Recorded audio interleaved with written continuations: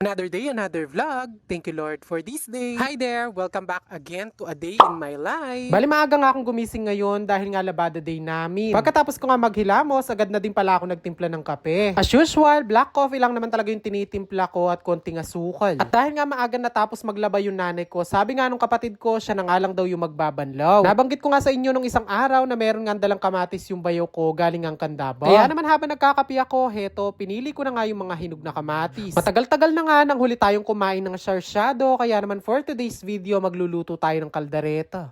Charis. Medyo marami na nga yung hinog na kamatis, kaya naman sigurado magtatago yung isdang ilalahok ko dito.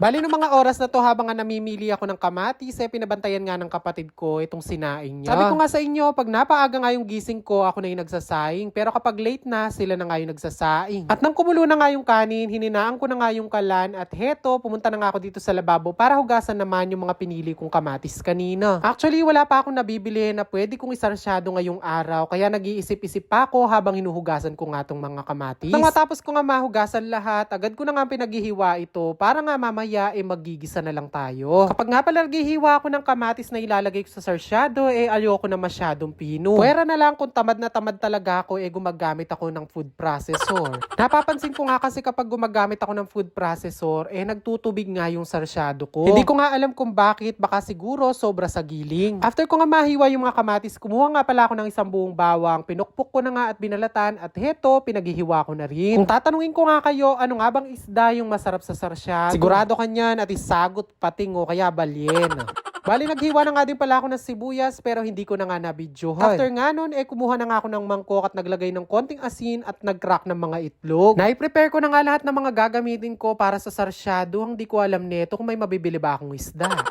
Saktong-sakto naman pagkalabas ko ng bahay, heto, sumisigaw nga yung nagtitinda ng tilapia. Nagpatimbang nga ako ng 2 kilo para nga kako hanggang mamayang gabi, may ulam na kami. Sabi ko nga kay kuya nagtitinda, pakilinis na nga din para nga mamaya hindi na ako ganong mahirapan. Fast forward, pagdating ko nga dito sa kusina, agad ko na nga binalawan itong mga tilapia. By the way mga chiko, meron naman nga problema yung page ko at hindi ko nga alam kung bakit. Marami na naman nga sa mga followers ko ang hindi nakakakita ng mga ina-upload ko. Alam nyo ba, na hirap din ako sa pag-upload ng mga video, tapos pag-e-edit. Tapos, ang masakit nga nag-effort ka nga ng ganon, tapos hindi naman napapanood ng ibang followers. At para nga tuloy pa rin ang saya, panoorin nyo po ako sa aking YouTube channel at sa aking TikTok account. Alagay ko na lang po yung link ng aking YouTube channel sa comment section at yung account ko sa TikTok. Paki-follow at paki-subscribe nyo na rin just in case hindi nyo nga ako mapanood dito sa Facebook, mapanood nyo naman ako sa iba ko pa mang social media account. Eto, mabalik nga tayo dito sa niluluto ko. Nang matapos ko nga mapatiktik itong mga tilapia, nilagyan ko na nga din agad ng asin. Sinalang ko na nga pala itong kawali at naglagay na nga ako ng mantika at nung mainit na sinalang ko na nga din pala itong tilapia. Nakakalungkot lang din kasi minsan yung makatanggap ka ng message na kung bakit nga hindi daw ako nag-a-upload kahit nag-a-upload naman ako. Kahit sino naman nga content creator, kapag nag-e-effort ka nga at hindi nga nila nakikita yung mga videos mo, talagang malulungkot ka naman. Sa totoo lang, may share ko na din pala sa inyo na wala naman din talaga akong kinikita na dito sa Facebook. Ang akala kasi ng iba, marami na yung kinikita ko. Hayrogoy, yumubalo, abunado ko po. Sa dami na nga kasi ng mga content creator at nagba-vlog, hindi na nga siguro alam ni Facebook kung saan siya kukuha ng pampapasweldo sa amin.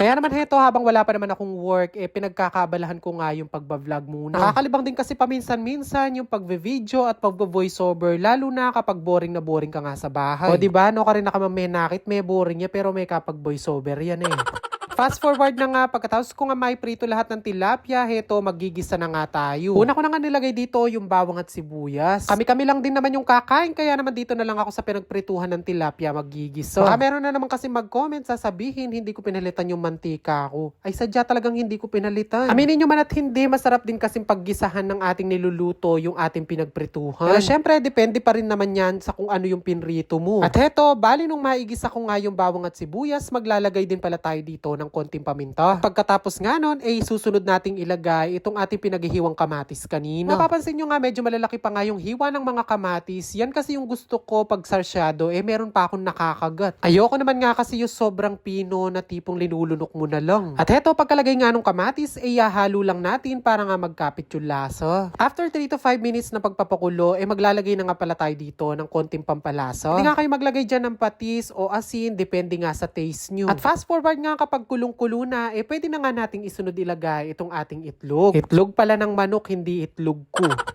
Kapag nga nagluluto ako ng sarsyado, gusto ko talaga maraming itlog. Kalagay nga nung itlog, wag na muna nga natin hahaluin dahil gusto ko din sa sarsyado, merong buo-buong itlog. After 2 to 3 minutes na pagpapakulo, ayan, ganyan na ganyan yung gusto kong itsura ng itlog kapag nagsarsyado ko. O diba, sumeselan na lang yung kakain nito, may buo-buong itlog pa.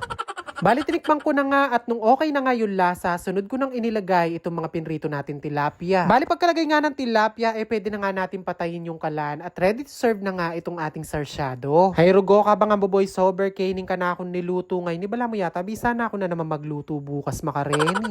Nagsantok na nga pala ako ng konting kanin at wala nga tutong dahil nga naunahan ako. Kaya naman kung bigla ka nag-crave habang pinapanood mo yung video ko, ay nako, magluto ka na ng sarsyado kahit anong isda pa yan, masarap yan. O siya, that's it muna for today's video. Thank you for watching. And again, don't forget to like, follow, and share for more. See you again on my next vlog. God bless everyone. Bye!